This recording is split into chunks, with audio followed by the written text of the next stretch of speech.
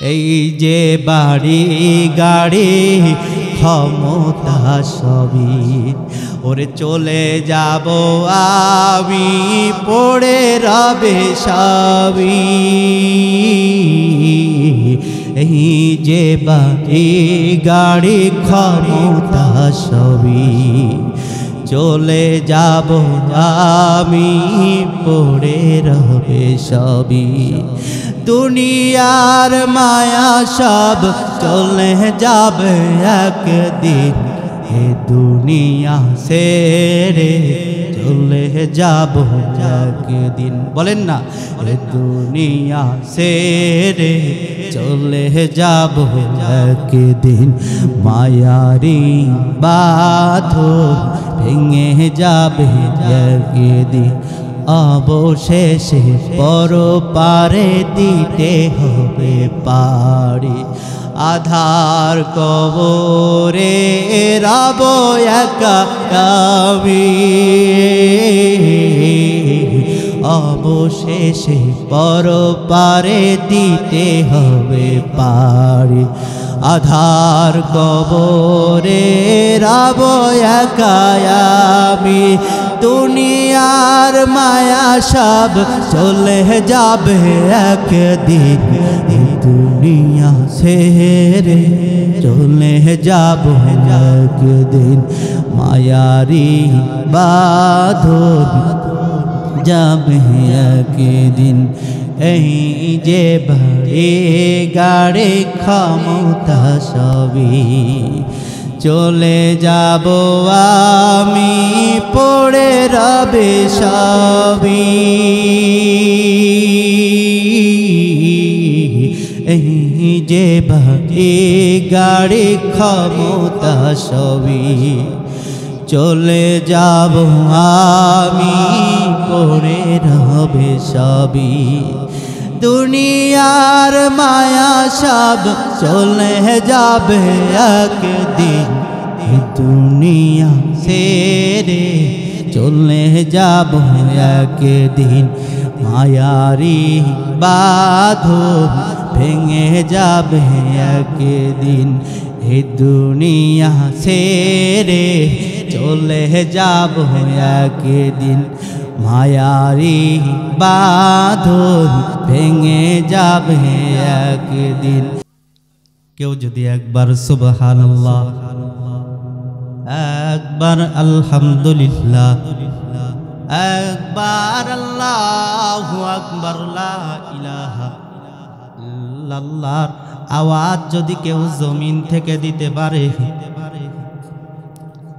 তামলাহুমা Binance সামাই ওয়াল আরদ আসমান এবং জমিনের মধ্যে যত ফাঁকা জায়গাগুলি আছে আমার আল্লাহ তাআলা বান্দার জন্য নেক দ্বারা ভরপুর করে দেয় জোরে বলেন সুবহানাল্লাহ কেউ যদি একবার সুবহানাল্লাহ একবার আলহামদুলিল্লাহ একবার আল্লাহু আকবার একবার লা ইলাহা ইল্লাল্লাহ আওয়াজ যদি কোনো বান্দা জমিন থেকে দিতে পারে রেগুলার আমার আল্লাহ তাআলার জান্নাতের ভিতরে সবুজ একটা ছায়াদার ফলদার গাছ রোপণ করে দেয় জোরে জোরে বলেন সুবহানাল্লাহ ওই গাছটা কত বড় হবে জানো মদিনাওয়ালা নবী জানায়া দিলেন ওই গাছটার ছায়া এত বড় হবে ওই ছায়ার নিচে যদি দ্রুতগামী একটা ঘোড়া 500 বছর যদি দৌড়ায় ওই ছায়া তারপরেও শেষ করতে পারবে না জোরে জোরে বলে সুবহানাল্লাহ শুধু তাই নাই রে মুসলমান কেউ যদি জমিন থেকে একবার সুবহানাল্লাহ একবার আলহামদুলিল্লাহ একবার আল্লাহু আকবার একবার লা ইলাহা ইল্লাল্লাহ আওয়াজ যদি কোনো বান্দা জমিন থেকে দিতে পারে, আমার আল্লাহ তাআলার আরশে আজিমের কাছাকাছি একটা নূরের খুঁটি তৈরি করা আছে। ওই নূরের খুঁটিটা সব সময় দাঁড়ানো থাকে, কিন্তু নড়ে না। কিন্তু কোনো আল্লাহর বান্দা যদি দুনিয়ার জমিন থেকে একবার সুবহানাল্লাহ, একবার আলহামদুলিল্লাহ, একবার লা ইলাহা ইল্লাল্লাহর আওয়াজ যদি কোনো বান্দা জমিন থেকে দিতে পারে রে গোলাম, ওই আরশের খুঁটিটা শোনা মাত্রই ওই আরশের খুঁটিটা দুলাদুলি করতে আরম্ভ করতে থাকে। শুধু তাই নয় রে মুসলমান, ওই আরশের খুঁটিকে আল্লাহ তাআলা তখন প্রশ্ন করে, রে আরশের খুঁটি,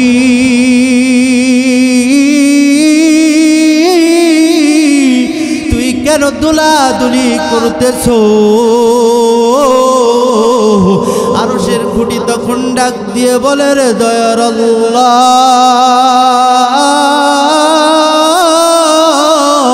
দুনিয়ার জমিন থেকে আপনার যেই বান্দা সুবহানাল্লাহর আওয়াজ দেয়, যেই বান্দা আলহামদুলিল্লাহর আওয়াজ দেয়, যেই বান্দা আল্লাহু আকবারের আওয়াজ দেয়, ওই বান্দার গুনাহ যদি আপনি মাফ না করেন, আমি আরশের খুঁটি দুলাদুলি করা বন্ধ করব না। জোরে বলেন সুবহানাল্লাহ।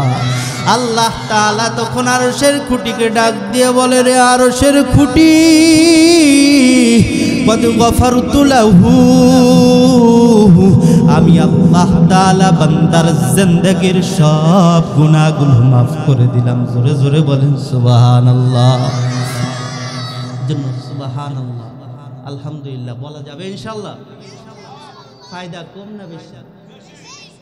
জোরে বলেন, জোরে বলেন, আওয়াজ দিবেন।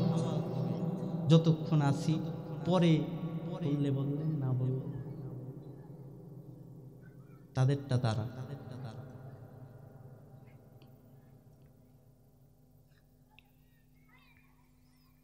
আল্লাহ পাক রব্বুল আলামিন এই দুনিয়ার জমিনে বান্দাদেরকে পাঠিয়েছেনই তার গোলামি করার জন্য, ইবাদত করার জন্য। ইবাদত করলে পরে বান্দা জান্নাত পাবে, না করলে তার জন্য জাহান্নাম আল্লাহ তাআলা বানিয়ে রেখেছে।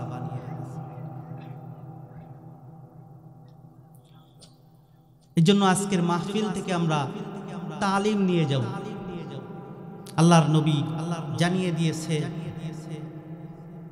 ইগতানিবু খামসান ক্বাবলা খামস,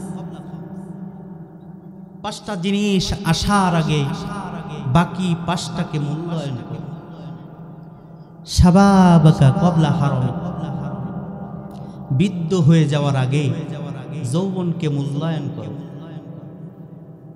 ওয়াসিহাতাকা ক্বাবলা সুকুমিক, অসুস্থ হয়ে যাওয়ার আগে সুস্থতাকে মূল্যায়ন করো। ওগিনাকা ক্বাবলা ফাকরিক, গরিব হয়ে যাওয়ার আগে তোমার ধন সম্পদকে আল্লাহর রাস্তায় দান করে দাও। ওয়াফারাগাকা ক্বাবলা শুগলি, অতিরিক্ত ব্যস্ত হয়ে যাওয়ার আগে তোমার এই বেকার সময়টাকে মূল্যায়ন করো। ওয়াহায়াতাকা ক্বাবলা মাউতিক, মৃত্যু আসার আগে তোমার এই গুরুত্বপূর্ণ হায়াতটাকে মূল্যায়ন করো। কারণ বান্দা হায়াতের সীমানা যখন শেষ হয়ে যাবে, তখন আর আফসোস করলেও আর কাজ হবে না। ঠিক কিনা বলে? এর জন্য হায়াত থাকতেই মালিকের গোলামিতে নিমজ্জিত হওয়া দরকার আছে না নাই? জোরে বলেন। যে আমাদের পাশে গোরস্থান, আপনার মতোই চলতে পারত, আপনার মতোই ঘুরে বেড়াইতো, এত ব্যস্ত মানুষটা একেবারে নিস্তব্ধ হয়ে গেল। এখন আর তার হাতও নড়ে না, পাও তার আর নড়ে না, চোখও আর মেলতে পারে না, ব্যস্ত মানুষটা একেবারে সব ব্যস্ততা নিমিশেই শেষ হয়ে গেল। 40-50 বছর 60 বছর ধরে দেখতেছেন একের পর এক পরিচিত মানুষগুলো চলে যাচ্ছে। আমাদেরও যে যাইতে হবে সেই হিসাবটা আমরা কখনো করি না, ঠিক কিনা বলে?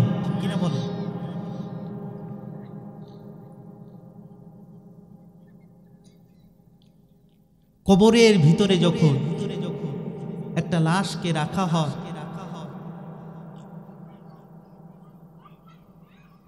ওই লাশের পেটের ভিতরে 3 দিনের মাথায় এক ধরনের পোকা তৈরি হয়। যে পোকাগুলি পায়খানার রাস্তা দিয়ে বের হয়ে কবরের ভিতরে এক ধরনের দুর্গন্ধ সৃষ্টি হয়, যার ফলে অন্যান্য সব পোকামাকড়গুলো চলে আসে। সমস্ত পোকামাকড়গুলোকে ডেকে নিয়ে আসে। সব পোকামাকড় এক জায়গা হইয়া খুবলিয়ে ওই লাশটাকে খেতে থাকে। একটু চিন্তা করবে, একটু কল্পনা করেন, মাত্র ছোট্ট এক হাতের একটা জায়গায় আপনাকে শুয়ে যেতে হবে, আমাকে শুয়ে যেতে হবে, আমাদের সবাইকেই শুয়ে যেতে হবে। হয়তো সেটা কালকেও হতে পারে, সেটা পরশু দিনও হতে পারে, ঠিক কিনা বলে?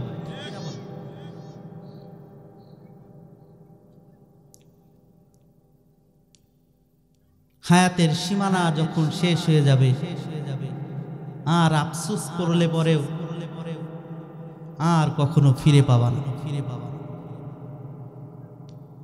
এই সুন্দর বডিখানাও একদিন থাকবে না, মাটির দেহ মাটিতেই খেয়ে যাবে।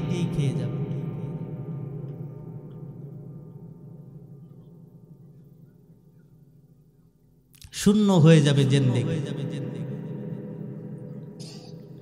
সাদের এই দেহ মাটিতে খাইবে, শূন্য হবে জিন্দেগানি। কর লাগিয়া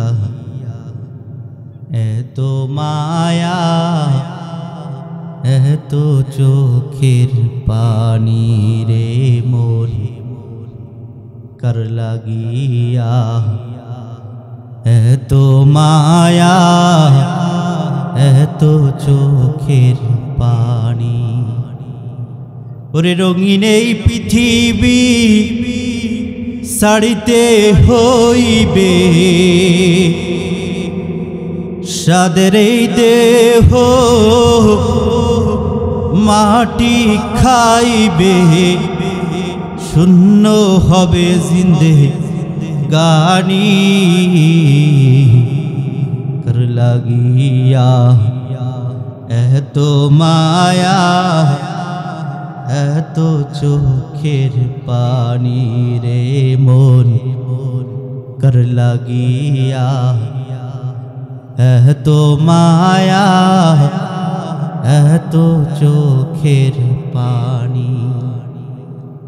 এই জন্য কবি বলেন, 2 দিনের দুনিয়াতে কত জনের দেখা, হাসি খুশি সব ছেড়ে যেতে হবে একা। আরে যাওয়ার জন্য নেওয়ার জন্য আসবে একটা কাঠের গাড়ি, যেই গাড়ির শেষ স্টেশন কবর হবে বাড়ি। তোমার লাশটাকে যখন কবরে রাইখা তোমার পরিবার যখন চলে যাবে, তুমি কবর থেকে আওয়াজ করে করে তাদেরকে ডাকতে থাকবে, কারণ তুমি তাদের পায়ের আওয়াজগুলি শুনতে পাবে। আর যদি তুমি নেককার হয়ে থাকো, ইমানের সনদটা যদি পারফেক্ট নিয়ে যেতে পারো, কবর তোমাকে ডেকে ডেকে বলবে আহলান সাহলান মারহাবা। জোরে জোরে বলেন সুবহানাল্লাহ। কবর বলবে আমার উপরে যত মানুষ চলতো, তোমার এত ভালো মানুষ আর কেউ ছিল না।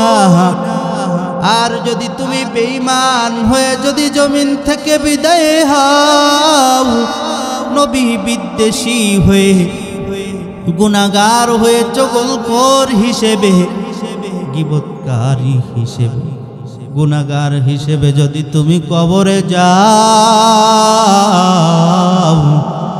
ওই কবরের ভিতরে 70টা সাপ চলে আসবে।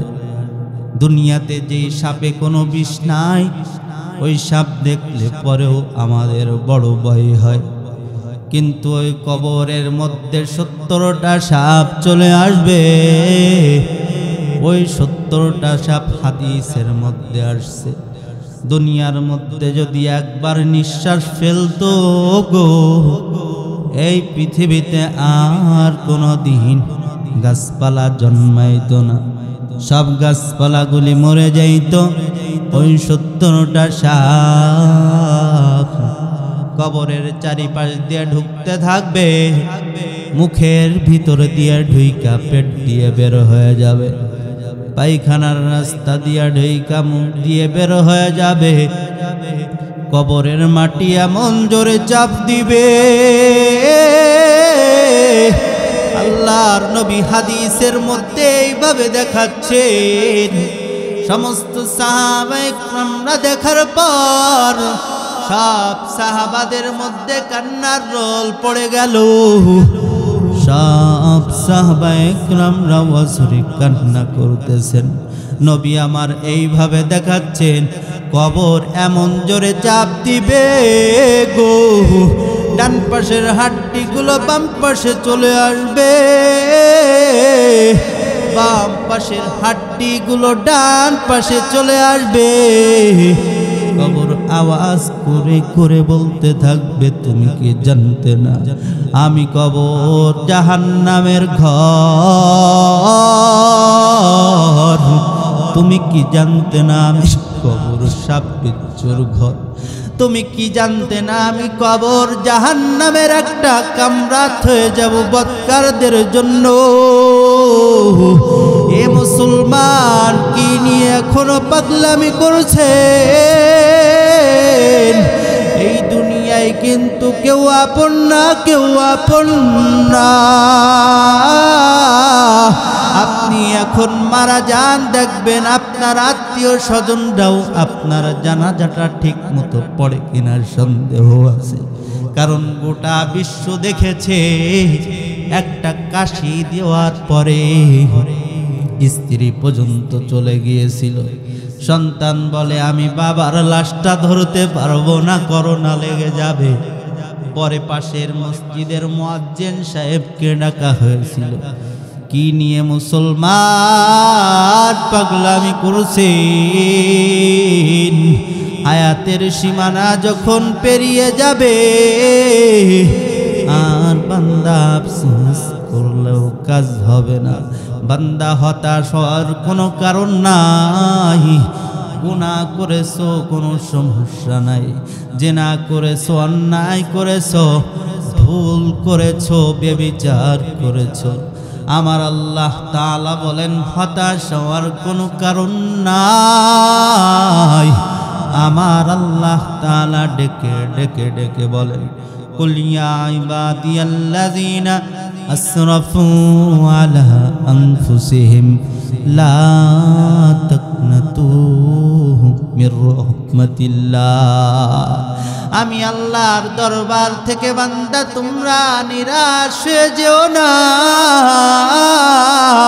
আরে আমার আল্লাহর মতো এত ভালো কি আর কেউ আছে? আমার আল্লাহর মতো এত দয়াবান কি আর কেউ আছে? আমার আল্লাহ বলেন, পয়গম্বর আপনি আমার উম্মতদেরকে শোনা দেন, এ বান্দা ভুল করেছিস, আয় ফিরে আয়। তাও আমার আল্লাহর রহমত থেকে নিরাশ হয়ে ফিরে যাস না। দুনিয়ার মানুষ অপরাধ করে, বাবার সাথে সন্তান অপরাধ করে, মায়ের সাথে সন্তান অপরাধ করে, মা বাবার সন্তানের চাইতে পৃথিবীতে আপনজন আর কেউ নাই। ওই মা বাবাও কিন্তু বলে না রে সন্তান আয় ভুল করেছিস তোরে ক্ষমা করে দেয়। ওই মা বাবা মনে মনে চাই সন্তান যদি মাপ চাইতো আমি খুশি হয়ে তাকে মাফ করে দিতাম, কিন্তু কেন যে সন্তান আইসা মাপ চাইরা, যেই মা বাবা আপনাকে এত ভালোবাসে ওই মা বাবাও কিন্তু আপনাকে বলে নাই সন্তান তোরে ক্ষমা করে দে। কিন্তু আমার আল্লাহ হচ্ছে এমন আল্লাহ, আমার আল্লাহ তাআলা ডেকে বলেন বান্দারে ভুল করেছিস ফিরে আয়, জিনা করেছিস ফিরে আয়, হত্যা করেছিস ফিরে আয়, জিনা করেছিস ফিরে আয়, চুরি করেছিস ফিরে আয়, গুম করেছিস ফিরে আয়, এসে আমার দরবারে চোখের পানি ছেড়ে ছেড়ে কাঁদ। আমি আল্লাহর দরবারে চোখের পানি ছেড়ে কাঁদ। ইন্নাল্লাহা ইয়াগফিরুয যুনুবা জামিয়া ইন্নাহু হুয়াল গফুরুর রহিম। আমি আল্লাহর দরবারে চোখের পানি ছেড়ে কাঁদ। আমি আল্লাহ তোর জিন্দেগীর গুনাহগুলো মাফ করে দিব। জোরে জোরে বলেন সুবহানাল্লাহ। তাআলার কাছে বান্দার দুইটা ফোঁটার সবচেয়ে বেশি প্রিয়।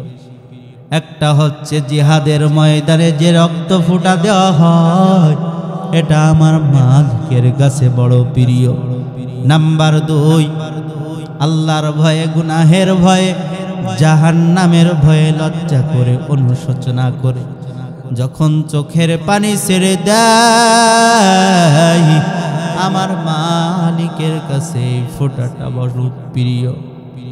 আল্লাহর নবী বলেন বান্দা যখন গুনাহের ভয়ে, জাহান্নামের ভয়ে, কবরের আযাবের ভয়ে লজ্জা করে অনুশোচনা করে, আমি আল্লাহর দরবারে যখন চোখের পানি ছেড়ে দেয়,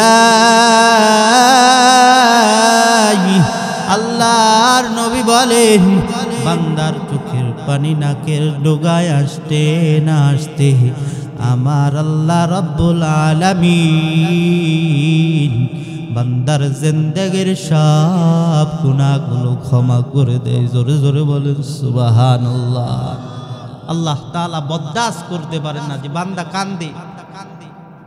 আল্লাহ তাআলার কত দয়া, কত মায়া। আল্লাহর রহমতকে এই পৃথিবীতে 100টা ভাগ করা হয়েছে। যার মধ্যে একটা মাত্র ভাগ সারা পৃথিবীতে ছড়িয়ে দেওয়া হয়েছে, আর এর 99 ভাগ কার কাছে জমা রেখেছে? আওয়াজ দিয়ে বলেন। একটা মাত্র ভাগ সারা পৃথিবীতে ছড়ানো হয়েছে। আদম নবী আলাইহিস সালাতু ওয়াস সালাম থেকে নিয়ে এই পর্যন্ত, এখান থেকে নিয়ে কিয়ামত পর্যন্ত যত মানুষ এই পৃথিবীতে আসবে আর যত প্রাণী এই পৃথিবীতে আসবে, প্রাণী জগতে হোক, গাভী তার বাছুরকে ভালোবাসে কিনা বলে? মুরগি তার বাচ্চাকে ভালোবাসে, হাতি তার বাচ্চাকে ভালোবাসে, সিংহ তার বাচ্চাকে ভালোবাসে, প্রত্যেক মাই তার সন্তানকে ভালোবাসে মানুষের মতো করে। আরে এই ভালোবাসা, এই স্নেহ, এই মমতা, এই করুণা, এই মোহাব্বত একটা ভাগ সারা দুনিয়াতে ছড়ানোর পর যতটুকুই আপনি আমি পেয়েছি, সেই মোহাব্বতেই, স্ত্রীর মোহাব্বতেই আমরা অস্থির হয়ে যাই, মায়ের মোহাব্বতে আমরা অস্থির, সন্তানের মোহাব্বতে আমরা অস্থির। এখন চিন্তা করেন একটা মাত্র ভাগ সারা দুনিয়াতে বিতরণ করার পর আপনি আমি যতটুকুন পেয়েছি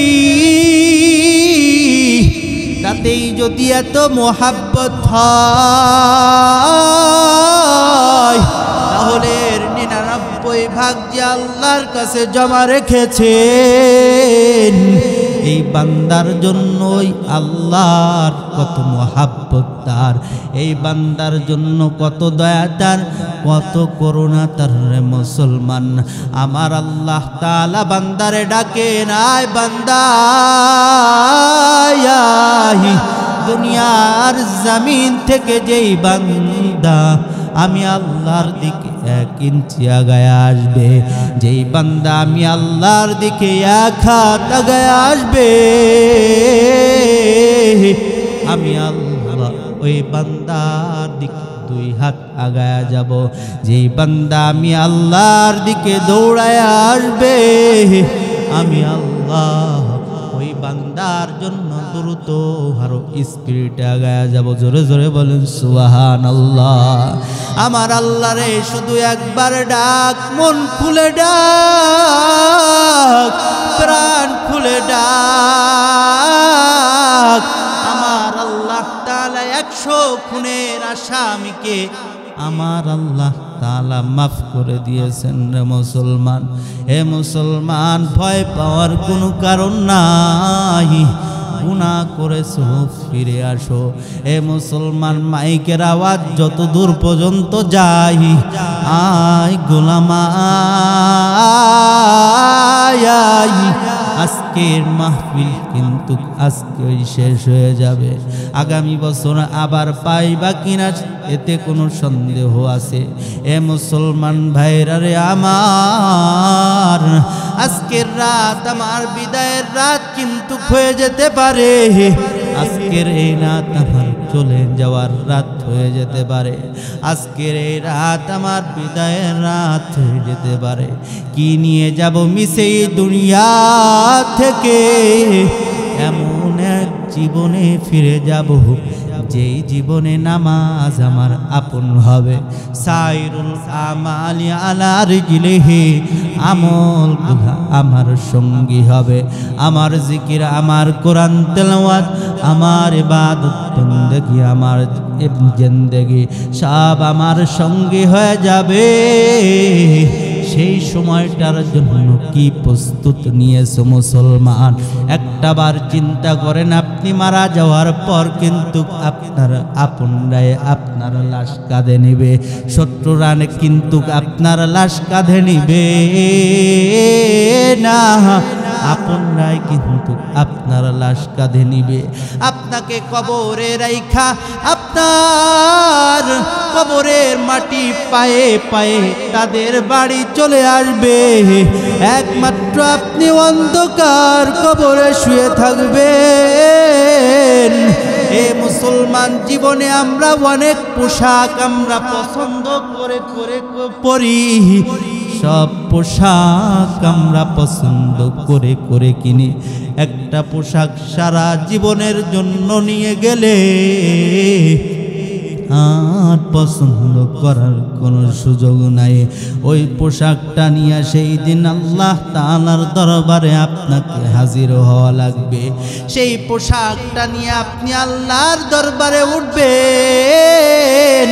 ওই পোশাকটা নিয়ে আল্লাহ তাআলা আপনার শরীরে জান্নাতি পোশাক, আপনি যদি জান্নাতি হয়ে থাকেন, যিনি আপনাকে জান্নাতি পোশাক পরায়া দিবেন, আওয়াজ দিয়ে বলেন তিনি কে? মুসলমান ভাইরা রে আমার, আমার মালিকের গোলামি করো।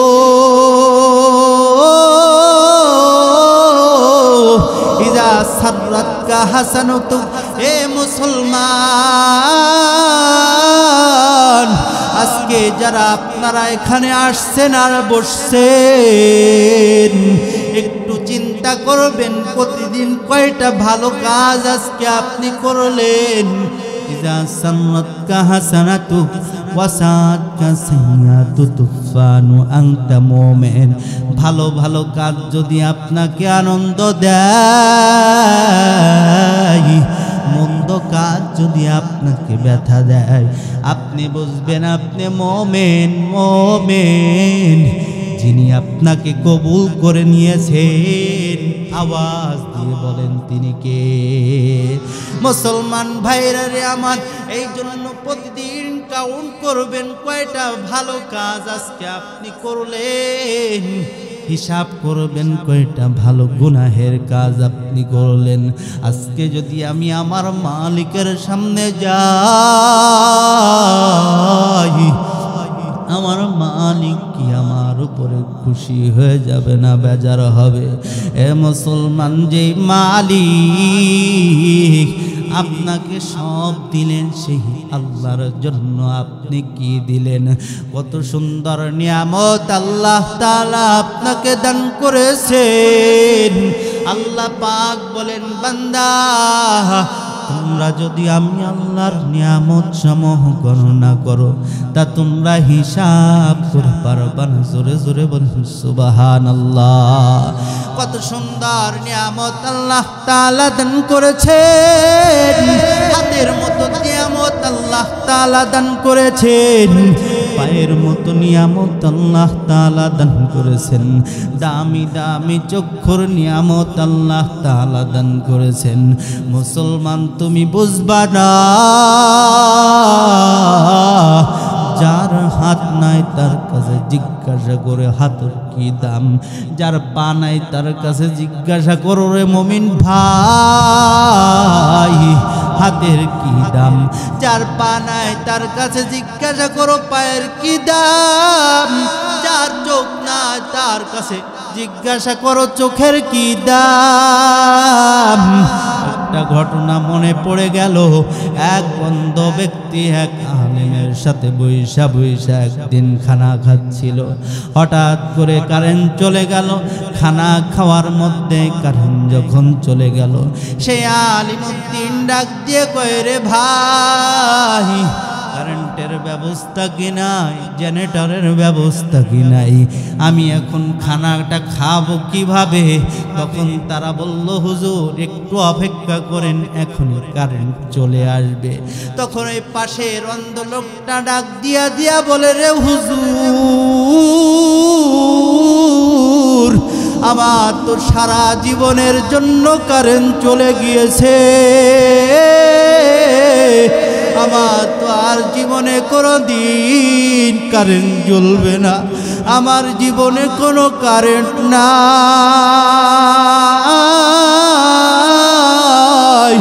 এ মুসলমান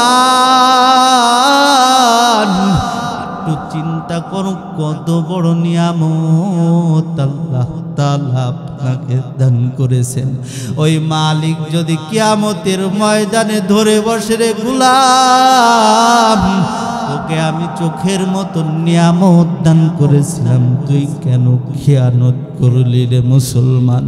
চোখের মতো দামি নিয়ামত পাওয়ার পরেও কেন তুই খেয়ানত করলি? ইস্তাশরাবাহা শয়তান। মহিলারা যখন রাস্তায় বের হয় তখন আমাদের মাথাটাকে উঁচু করে দেয়, শয়তান আমাদের মাথার উপরে তখন বৈশা যায়, শয়তান তখন আমাদের ওয়াসওয়াসা দেয়, আমাদের ঘাড়টাকে উঁচু করে দেয়। আপনি তখন জাহান্নামের ভয় নিয়ে, আল্লাহর আখিরাতের ভয় নিয়ে ঘাড়টাকে নিচু করে রাখবেন, আর মা বোনদেরকে পর্দার ভিতরে রাখবেন। আল মারওয়াতু আওরা, মহিলারা ঢেকে রাখার জিনিস। এ মুসলমান রে ভাই, এই ঢেকে রাখার ভিতরে সম্মান যিনি বাড়িয়ে দিয়েছেন তিনি কে? আমার আল্লাহ তাআলা সবচেয়ে সম্মানিত। আমার আল্লাহ তাআলাকে আমি দেখি নাই, আপনি আমার আল্লাহকে দেখেন নাই। আমরা কেউ আল্লাহ তাআলাকে দেখি নাই। এই ঢেকে আল্লাহ তাআলা নিজেকেই আল্লাহ তাআলা ঢেকে রেখেছেন। এই ঢেকে রাখার নিয়ামতের ভিতরে যিনি সম্মান বাড়িয়ে দিয়েছেন, একটু আওয়াজ দিয়ে বলেন তিনি কে? আমার আল্লাহ তাআলা লাউহে মাহফুজে কুরআনকে আল্লাহ তাআলা ঢেকে রেখেছেন, জান্নাতকে আল্লাহ তাআলা ঢেকে রেখেছেন, লাইলাতুল কদরকে আল্লাহ তাআলা ঢেকে রেখেছেন। আবার বলি রে মুসলমান, এই ঢেকে রাখার ভিতরে সম্মান যিনি বাড়িয়ে দিয়েছেন, আওয়াজ করে বলেন না তিনি কে? মুসলমান ভাইরা রে আমার, এই জন্য হায়াত থাকতে হায়াতের মূল্যায়ন করো। এক বুজুর্গ ব্যক্তির কাছে এক ব্যক্তি গিয়ে প্রশ্ন করলেন, হুজুর, ও হুজুর, ইবাদত করার জন্য সর্বোত্তম সময় কোন দিন? বুজুর্গ ব্যক্তি ডাক দিয়ে বলে, রে ভাই, ইবাদত করার জন্য সর্বোত্তম সময় হইল মৃত্যুর আগের দিন। প্রশ্নকারী বড় অবাক হয়ে জিজ্ঞাসা করলেন, রে হুজুর, মৃত্যুর আগের দিন তো কারো জানা নাই। তখন বুজুর্গ ব্যক্তি ডাক দিয়ে বলে, রে ভাই, তোমার জীবনের প্রত্যেকটা দিনই মৃত্যুর আগের দিন হতে পারে। জীবনের প্রতিটা দিন মৃত্যুর আগের দিন মনে কইরা মালিকের ইবাদতে নিমজ্জিত থাকতে পারো। আর যদি তোমার মৃত্যুবরণ হয়ে যায়, বান্দা, তোমার চক্ষু বন্ধ হইতে দেরি হবে, আমার মালিকের জান্নাত পাইতে দেরি হবে না। জোরে জোরে বলেন সুবহানাল্লাহ। এ মুসলমান ভাই, আল্লাহর নবী একদিন একা বসে বসে কাঁদতেছেন। হযরত ওমর গিয়ে দেখে পয়গম্বর একা কাঁদতেছেন। ওমর রাদিয়াল্লাহু তাআলা আনহু গিয়ে প্রশ্ন করলেন, রে পয়গম্বর, আপনি কেন একা বসে বসে কাঁদেন? হযরত ওমর বলে, আমি যখন পয়গম্বরকে জিজ্ঞাসা করলাম, ও পয়গম্বর, আপনি কেন একা কাঁদেন? পয়গম্বর বলে, রে ওমর, কিছুক্ষণ আগে জিবরিল আমিন আমার কাছে আসছিল। আয়েশা বলে, আল্লাহ বলেছেন, ও আল্লাহর নবী, ইসলামের ভিতরে থাইকা যে মানুষগুলি দাড়ি আর চুলগুলি পাকিয়ে দিয়েছে,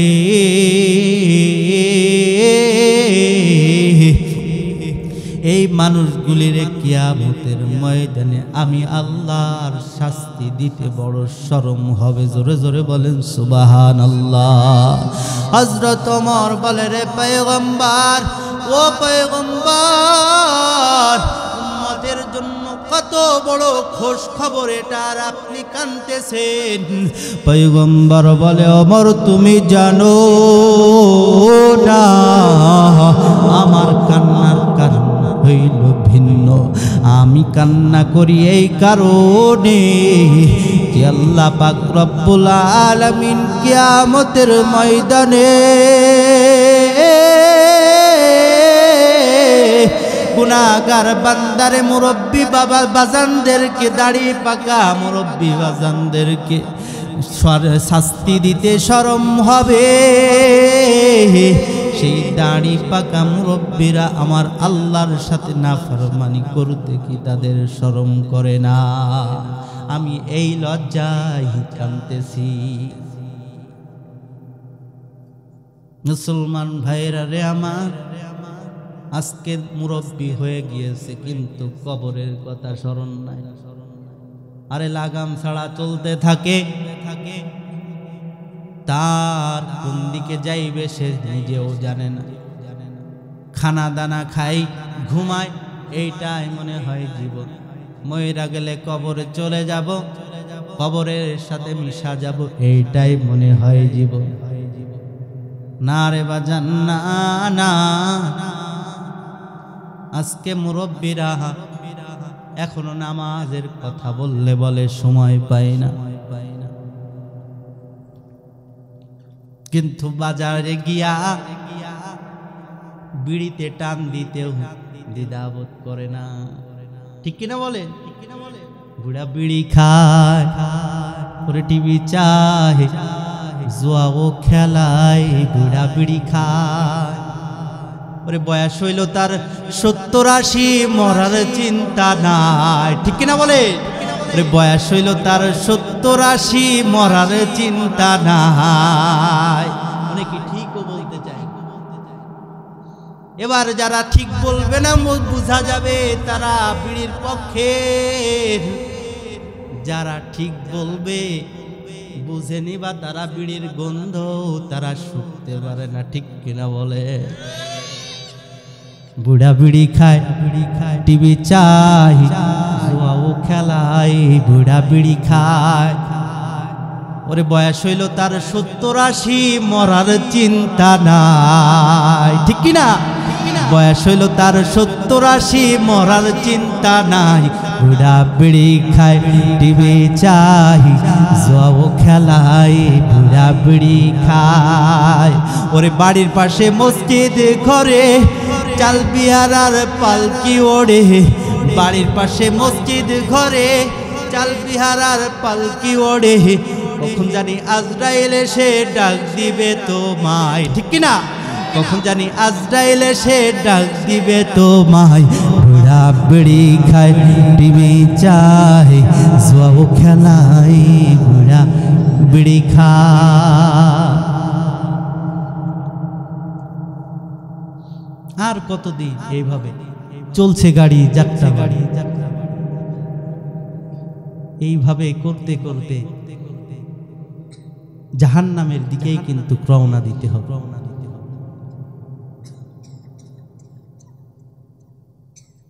ইয়াকুব নবী আলাইহিস সালাতু ওয়াস সালাম,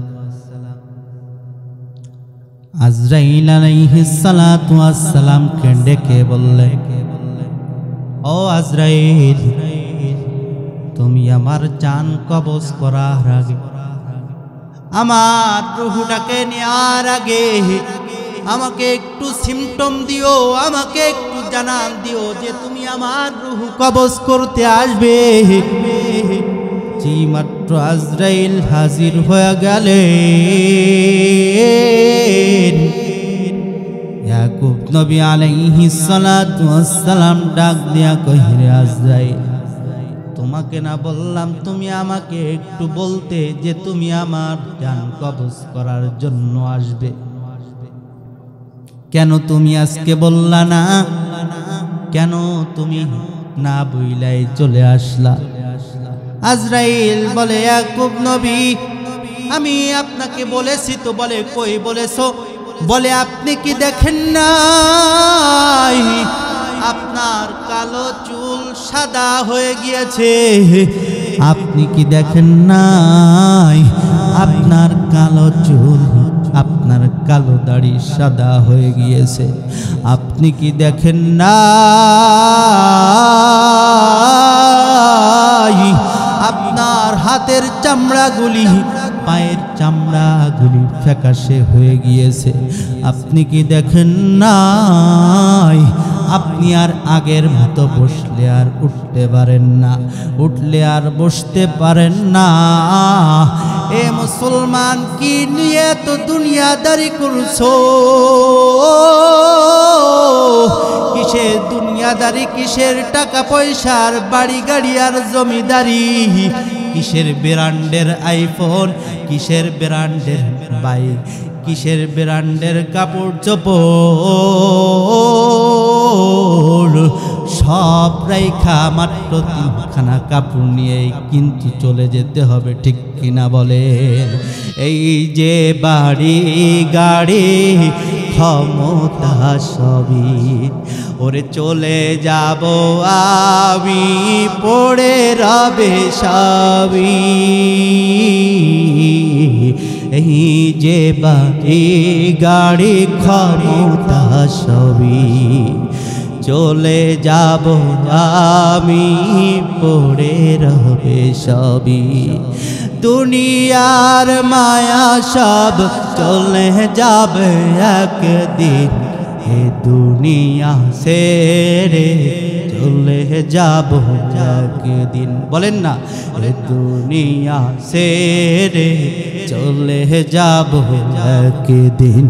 মায়ারি বাঁধন ভেঙে যাবে একদিন, অবশেষে পরপারে দিতে হবে পারি। আধার কবরে রব একা আমি, অবশেষে পরপারে দিতে হবে পারি। আধার কবরে রব একা আমি, দুনিয়ার মায়া সব চলে যাবে একদিন। দুনিয়া ছেড়ে চলে যাব একদিন, মায়ারি বাঁধন যাবে একদিন। এই যে বাড়ি গাড়ি ক্ষমতা সবই, চলে যাব আমি পড়ে রবে সবই, এই যে বাড়ি গাড়ি ক্ষমতা সবই। চলে যাব আমি পড়ে রবে সবই, দুনিয়ার মায়া সব চলে যাবে একদিন। দুনিয়া ছেড়ে চলে যাব একদিন, মায়ারি বাঁধন ভেঙে যাবে একদিন। এই দুনিয়া ছেড়ে চলে যাব একদিন, মায়ারি বাঁধন ভেঙে যাবে একদিন। চিৎকার করে পড়ি মারহাবা। এ যুবক ভাই, মাইকের আওয়াজ যত দূর পর্যন্ত যায়, আমি আমার আলোচনা শেষ করে দ্বিতীয় বক্তার কাছে মাইকটা ছেড়ে দিব। মাইকের আওয়াজ যত দূর পর্যন্ত যায়, গোলামা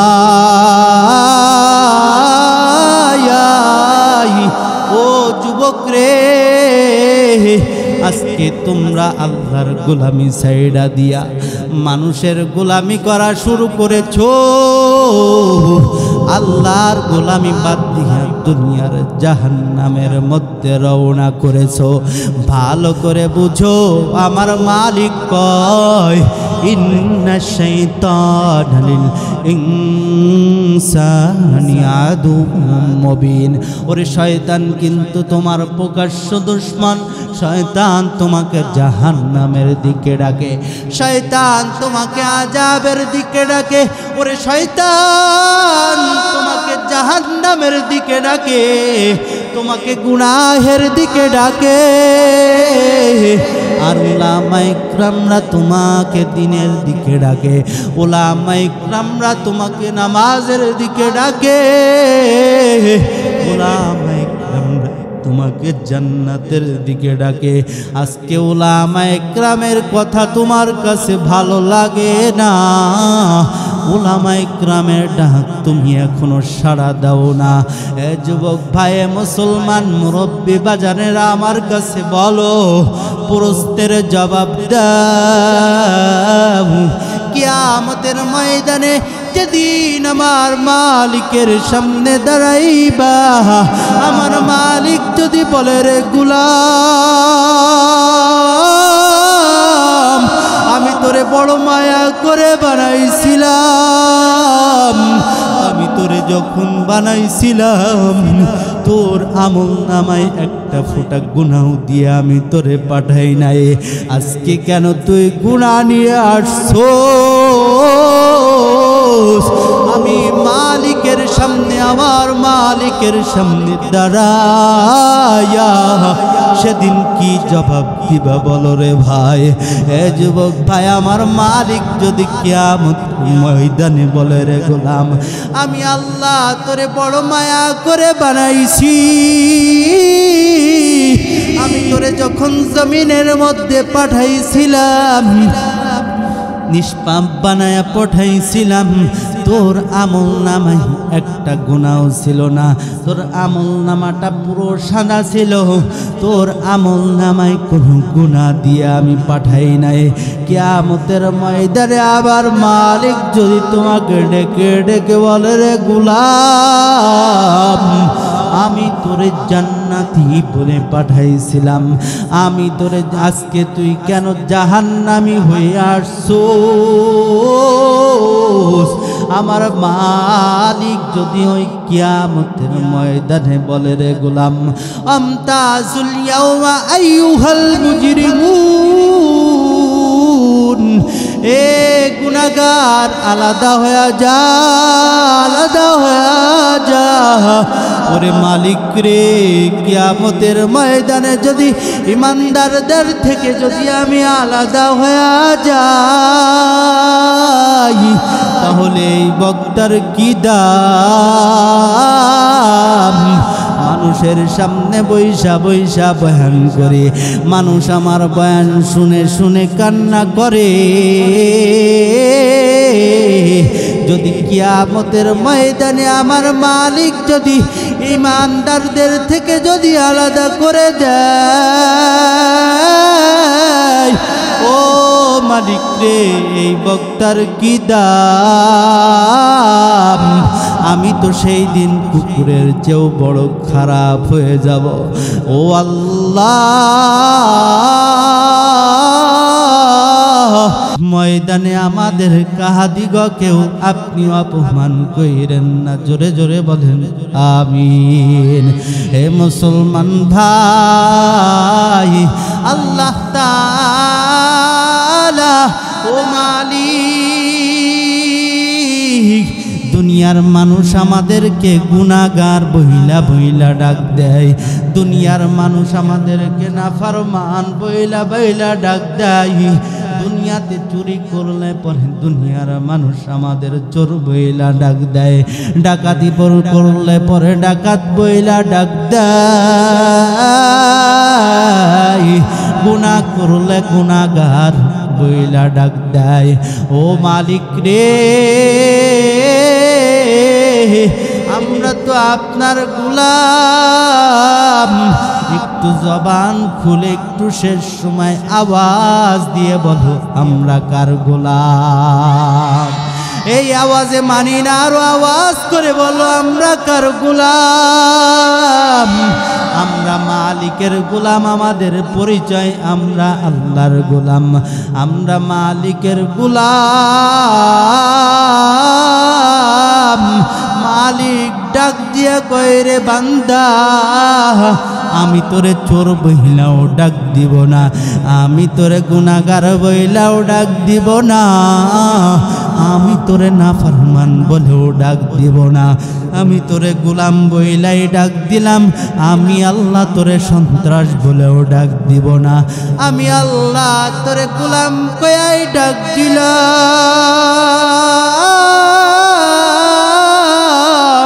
আল্লাহ তাআলা কুদরতি হাত বাড়া দিয়া আমাদেরকে ডাক দেন, লা তাকনাতু মির রাহমাতিল্লাহ।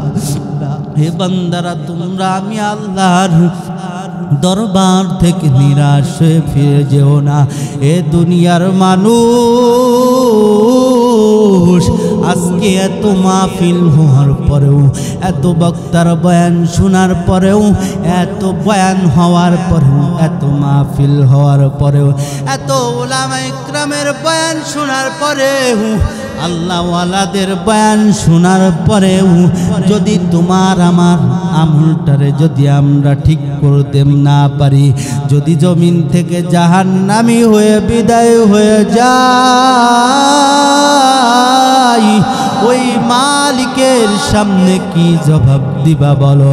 আমার মালিক ডাক দিয়া কয়, রে গোলাম, আমি আল্লাহর দরবার থেকে নিরাশ হয়ে ফিরে যেও না। আমি আল্লাহর দরবারে চোখের পানি ছেড়ে ছেড়ে কাঁদো। আল্লাহর দরবারে চোখের পানি ফেলা ফেলা কাঁদো। কারণ দুনিয়ার জমিনে চোখের পানি ছেড়লে পরে মানুষ হাসে। এ মুসলমান ভাইরা রে আমার, আজকে তোমরা কান্না করার জায়গায় আসছো, কান্না করে বিদায় হও। আজকে প্রধান বক্তার বয়ান শুইনা দিলটানে নরম বানায়া, অন্তরটারে নরম বানায়া, চোখের পানি আইনা পাক্কা সাচ্চা দিলে তওবা করবা মালিক। আর জীবনে গুনাহের রাস্তায় চলবো না ও দয়ার মালিক। আর জীবনে সুদ খাইব না ও মালিক। আর জীবনে জিনাহের রাস্তায় চলবো না। আমার মালিকের কাছে তওবা করবা, চোখের পানি ফলাইয়া ফলাইয়া। কারণ দুনিয়ার ঘরে যেমন আগুন লাগলে পানি ছাড়া যেমন নিভানো যায় না, ওরে জাহান্নামেও যে, কবরেও যে জাহান্নামের আগুন দাউ দাউ দাউ দাউ দাউ দাউ করে জ্বলতে আছে। ওই জাহান্নামের আযাব কিন্তু চোখের পানি ছাড়া নিবানো যাবে না। কবরের আযাব কিন্তু জাহান্নামের চোখের পানি ছাড়া কিন্তু নিবানো যাইবে না। এই জন্য মালিকের কাছে আজকের মাহফিল থেকে বিদায় হওয়ার আগে পাক্কা সাচ্চা দিলে তওবা করবা। মালিক আর গুনাহের দিকে ফিরে দাগাইব না ও দয়ার মালিক। আর গুনাহের রাস্তায় ফিরে যাইব না ও দয়ার মালিক। আর ইবাদত থেকে বঞ্চিত হইব না। কারা কারা আমার মালিকের সাথে এই ময়দান থেকে ওয়াদা করতে পারবা? তারা এবার দুইটা হাত উঁচু করে আমার মালিককে দেখাও। নারাই তাকবীর। একটু হাতে নাড়া দেন, হাতে নাড়া দেন। আমার আল্লাহ দেখু ও আল্লাহ, আজকে আপনি টাকা টাকা দেখেন আপনার আদরের বান্দারা আর জীবনে গুনাহ করবে না। আয় আল্লাহ, আর গুনাহের রাস্তায় ফিরে তাকাইবে না। আয় আল্লাহ, আপনি আপনার বান্দাদেরকে কবুল করে নেন। চিৎকার করে পড়েন আমিন।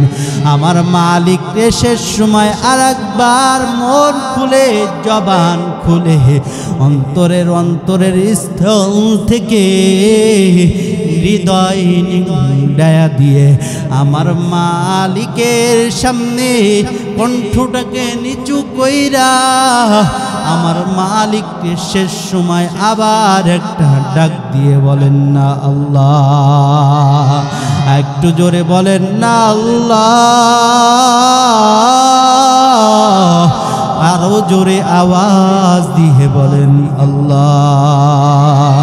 আল্লাহ, আজকে আপনি এই মাহফিলকে কবুল করে নেন। জোরে জোরে বলেন আমিন।